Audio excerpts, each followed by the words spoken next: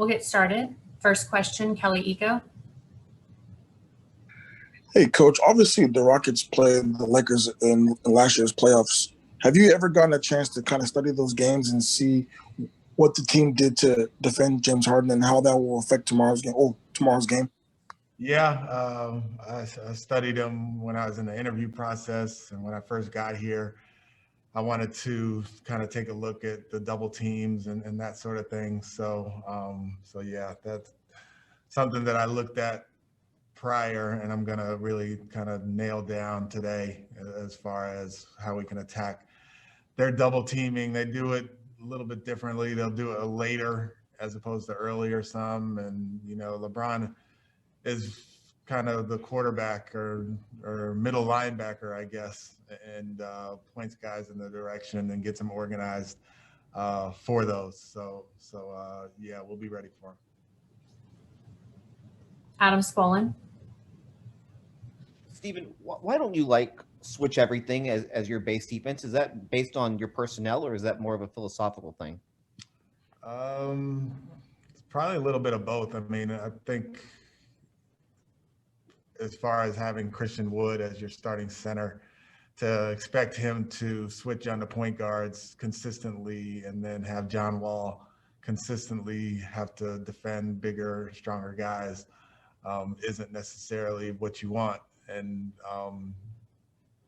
historically, I guess it's always been best to kind of fight through things, and at times switching can be almost like the easy way out, where I want us to be fighting through and really principled on the defensive end. Not to say that we can't be tilted more one way or the other depending on who we're playing against, but with our roster, the way it's built, and with our personnel, I think that the best way for us to do it is to be base, be a little bit more traditional, and then go to switching as an adjustment as opposed to our base. Jonathan Fagan. Yeah, kind of following up a little bit on Kelly's question, was the way some of the offense has been changed and tweaked, was it specifically in mind for the way defenses had evolved last year? We saw it with the Lakers, but Clippers, Hornets, a few others also came to start double teaming much later in the possessions. Was that what you had in mind with some of these changes? And do those changes sort of defeat that option?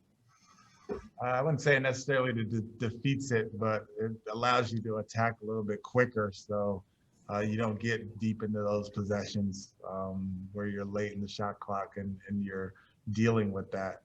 Our goal is to attack defenses before they get set and attack them early in possessions, whether James has the ball bringing it up or if he's off the ball and there's some sort of action. So I wouldn't necessarily say it was because of what defenses were doing. That's more of like a philosophical belief that I have. Is it too early in a season to view this as a test of that? No, it's not. It's not too early in the season, but I would say at this point of the season, everything is kind of like a test for us to see what kind of works for this group and what doesn't necessarily work for this group, and what are the adjustments that need to be made. We haven't been together long. We haven't had this group on the floor for very many games. So every opportunity that we can have to learn from a coverage or a tactical thing that we're doing, either offensively or defensively, is an opportunity for growth. Thank you. Christos Saltis. Would like to ask you, do you believe that the win against the Magic, and especially with the way that you won, is a kind of a statement about the potential of your team? And also, how you evaluate the John Wall and James Harden connection on the court so far? John and James are playing well together, playing well when one of them is on the floor and the other is off. It's a continuing thing. I think one of the really good plays that they made last night as John had the ball in transition, he kind of drifted over to the left hand side and just flipped it back to James for a open three. That was kind of indicative of the growth that's happening between those two guys and the connection that's forming. What was the beginning of your question? I'm sorry. Do you believe that the way that you won last night against the Magic is a kind of a statement? Yes and no. I mean, I think we played very well and we moved the ball and we did a lot of things that we've been wanting to do, but you know, they were missing Fultz, they were missing Gordon, they were missing Fournier. So to say that, you know, it was a hard fought win against a team that's complete, it would be, you know, false for us. So we understand that we took care of business last night, and that's something to build on, but we're not blind to the fact that they were missing three important cogs of their group. Cody Davis.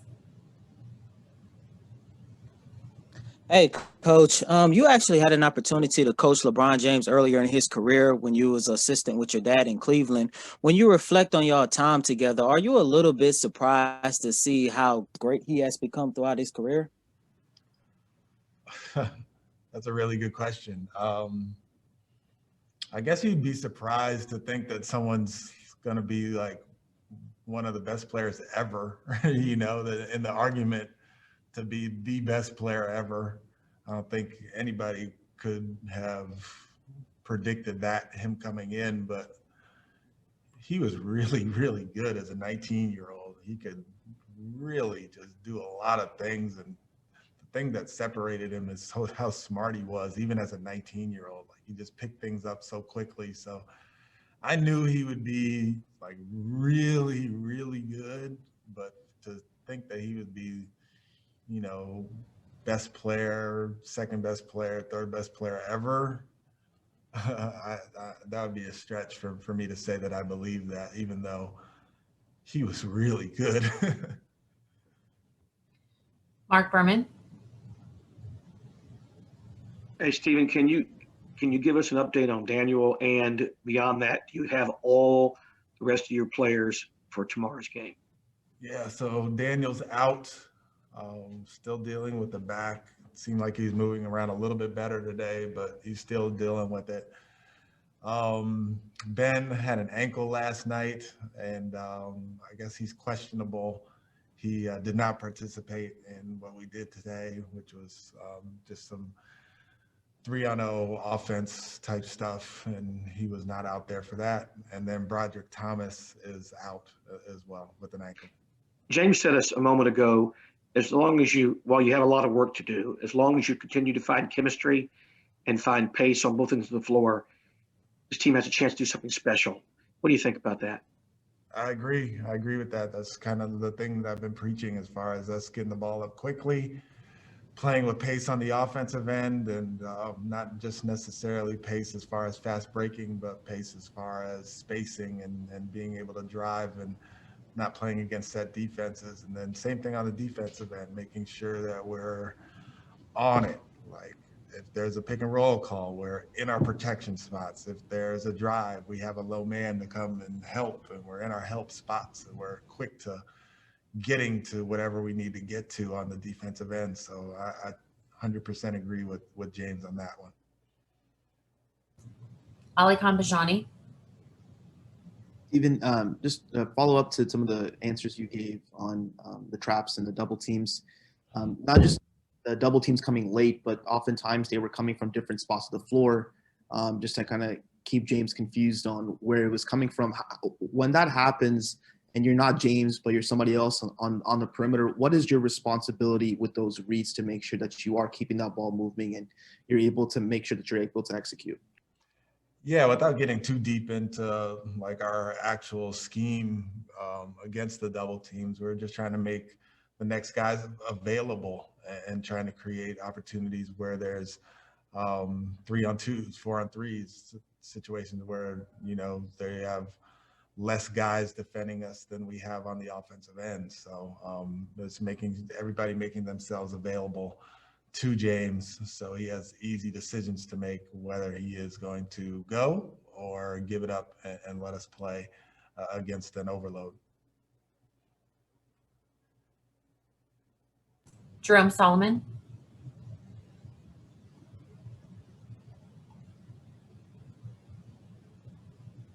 Jerome. Yeah. Hey, Coach. I do have two things for you. One popped up because you mentioned LeBron James's basketball intelligence and how smart he was. I know this kind of goes without saying, but what kind of difference does it make for you as a coach to have guys like James Harden and John Wall who really mentally play the game as well as they do physically? Yeah, I mean, they're both very similar, and for a coach, it's great to have guys who know the game, see things quickly, recognize situations, and can, adjust on the fly or on the spot. But also challenges you as a coach. When you have smart players and they have ideas and that sort of thing, you have to be on it. You have to be steadfast. You have to study and make sure that when you're presenting something to the group that it is sound and it is well thought out, because smart players can see through it if you haven't been doing your homework. So it can be a challenge. It's great for me, but yeah, those guys are super smart and make it easier to deal with the group. I know it's early, but you have 3 20-point scores. Is that how you envision your team operating throughout the season? Yeah, I mean, if we could make sure that we're balanced, that would be great. And we're at our best when the ball is moving and guys are getting opportunities to score based on someone else making a play for them. So yeah, if we could have 3 20-point scores throughout the whole season, that'd be amazing. That'd be great. And last question, Kaylee Griffin. Coach, we just heard from James, and he talked about the mental focus that has to be at another level when you're playing a team twice in a row, similar to the playoffs, that things that were effective in the first game might not be as effective in the second game. How does that challenge you as a coach to come up with counters so quickly? And can it be beneficial for you to have experience like that in the regular season, say before when coaches are usually just planning for that for the first time in the playoffs?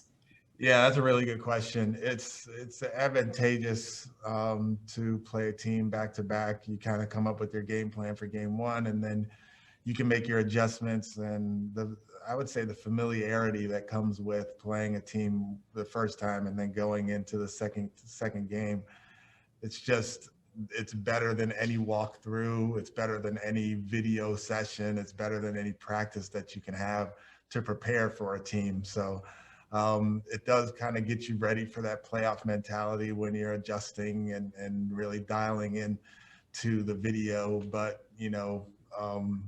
as far as just making sure that we're prepared for this first game tomorrow, we went through a bunch of situations that we're going to see, and we'll have to make adjustments during the game and then watch the film and then make the adjustments after the game. And